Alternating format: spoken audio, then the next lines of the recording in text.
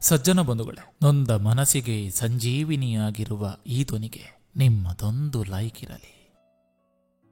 ವ್ಯಕ್ತಿಯೊಬ್ಬನನ್ನು ನಂಬುವುದರಿಂದ ಕಲಿಯಬಹುದಾದ 2 ಪಾಠ. ಜೀವನದುದ್ದಕ್ಕೂ ಜೊತೆಗಿರ್ತಾನೆ, ಇಲ್ಲವೇ ಜೀವನಕ್ಕೊಂದು ಪಾಠ ಕಲಿಸಿರ್ತಾನೆ. ಸಂತೋಷದ ವಿಳಾಸ ಹುಡುಕೋದು ಬಲು ಕಷ್ಟ. ನೀವು ಅದನ್ನು ನಿಮಗಾಗಿ ಬಯಸಿದ್ರೆ ಸಿಗೋದಿಲ್ಲ. ಬೇರೆಯವರಿಗೆ ದೊರೆಯಲೆಂದು ಹಾರೈಸಿದ್ರೆ ನಿಮ್ಮನ್ನೇ ಅರಸಿಕೊಂಡು ಬರ್ತದೆ. ಇಡೀ ಜೀವನವೇ ಒಂದು ಮಹಾಪಾಠಶಾಲೆ. ಜೀವಮಾನವೆಲ್ಲ ಕಲಿತರೂ ಕಲಿಯಲಾರದಷ್ಟು ವಿಷಯಗಳಿವೆ ಇದರಲ್ಲಿ. ಹೆಚ್ಚೇನು ಆಸೆಗಳಿಲ್ಲ. ಜೀವನದ ಮುಂದಿನ ಕ್ಷಣಗಳು ಹಿಂದಿನ ಕ್ಷಣಗಳಿಗಿಂತ ಚೆನ್ನಾಗಿದ್ರೆ ಅಷ್ಟೇ ಸಾಕು. ಸೋಲಿನಿಂದ ಯಾರು ಕಂಗೆಡಬೇಕಿಲ್ಲ. ಯಾಕಂದ್ರೆ ಸೋಲು ಗೆಲುವಿಗಿಂತಲೂ ಹೆಚ್ಚು ಪಾಠ ಕಲಿಸ್ತದೆ, ಅನುಭವವು ಹೆಚ್ಚಿಸ್ತದೆ. ಏನಾಗಬೇಕು ಅದು ಹಾಗೆಯೇ ತಿರುತ್ತದೆ. ಸಮಾಧಾನವಾಗಿರು. ನಾವಿಲ್ಲಿ ಆಟಗಾರರಷ್ಟೇ, ತೀರ್ಪುಗಾರರಲ್ಲ.